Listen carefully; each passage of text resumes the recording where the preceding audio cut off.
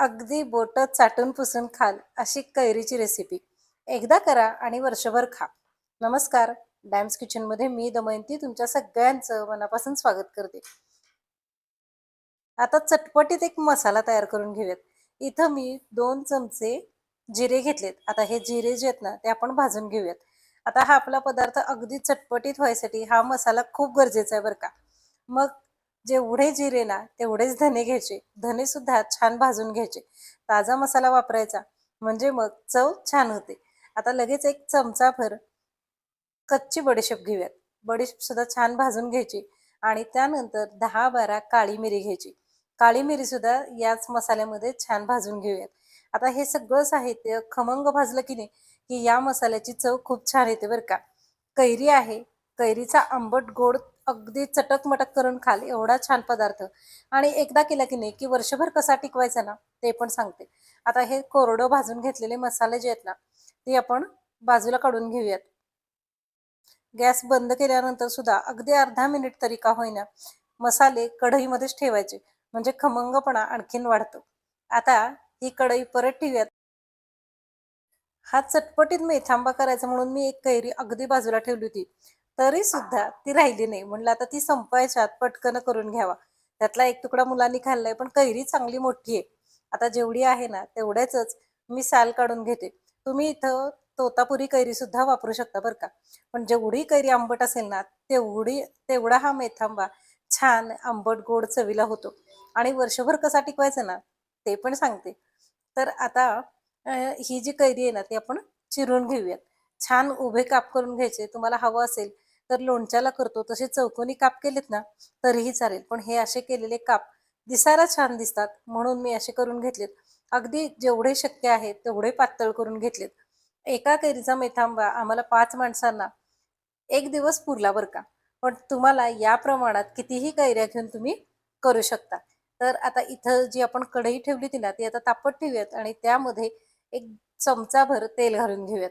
आता हे तेल चांगलं तापलं की नाही, की याच्यामध्ये आपल्याला पहिल्यांदा एक पोहे खायचा चमचा भरून मेथ्या घ्यायच्यात आणि या मेथ्या घालायच्या. मेथ्याचं प्रमाण कमी जास्त केलं तरी चालेल.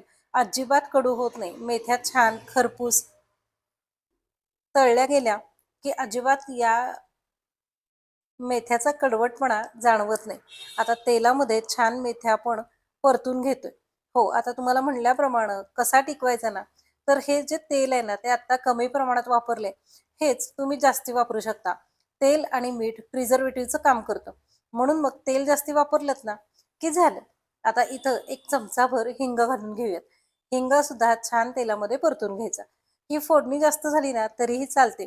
तेवढे दिवस मेथांबा जास्ती दिवस टिकतो. आता मी लगेचच हळद घालून घेतली 1 चमचाभर. आता हळदीचा रंग बघा, मस्त असा रंग आलाय. आता आपण जी ही कैरी चिरून घेतली होती ना, ती कैरी घालून घेऊयात आणि छान परतून घेऊयात. आता कैरीला आपल्याला वाफ काढून घ्यायची. अगदी सगळेजण बोटं चाटून पुसून खातील एवढा मस्त हा आचारी स्टाईल मेथांबा होतो बरं का. आणि आपण जो मसाला वापरतोय ना, तो मसाला थोडासा वेगळा आहे आणि खमंग पण आहे. त्याची चव खूप छान होते. त्यामुळे एकदा माझ्या पद्धतीनं हा मेथांबा तुम्ही नक्की करून बघा. आणि हो, मला माहिती आहे तुम्हाला हा व्हिडिओ आवडणार आहे. जर आवडला ना, तर व्हिडिओला लाईक करायला, चॅनल सबस्क्राईब करायला आणि व्हिडिओ शेअर करायला अजिबात विसरू नका. आता इथं मी 1 वाटीभर गूळ घेतलाय.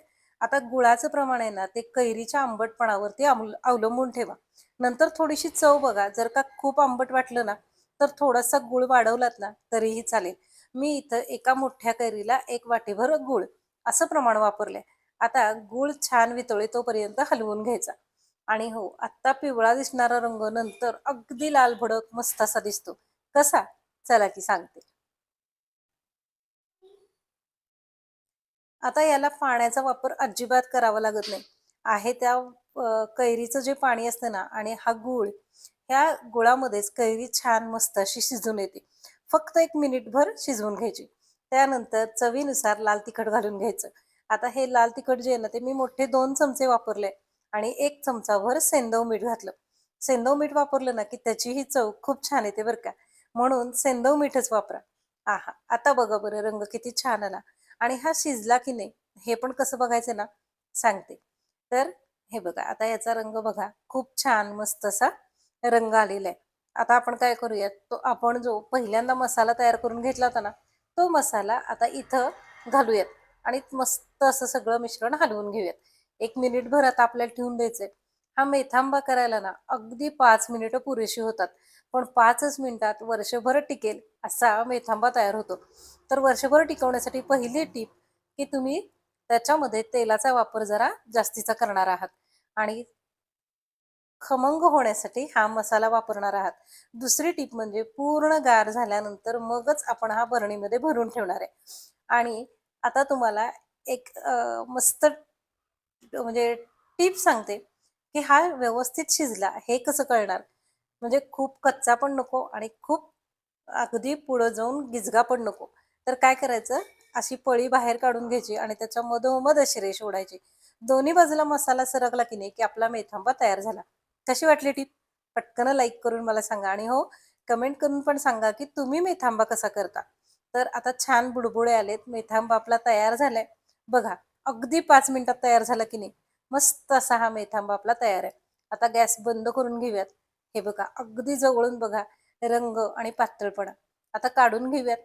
कढईचं जे पाणी सुटले ना, ते सॉसलाही मागं सरेल एवढंच चटपटीत आणि मस्त असं होतं. चपाती किंवा भाकरीबरोबर खायला खूप छान लागतं बरं का. तेव्हा मी आज एकाच कैरीचा, घरात होती कैरी, ती पण संपायच्या आत करायचा होता म्हणून केला. आता नंतर ना 15-20 कैऱ्यांचा अगदी बरणीभर करून ठेवीन. तुम्ही पण नक्की करून बघा.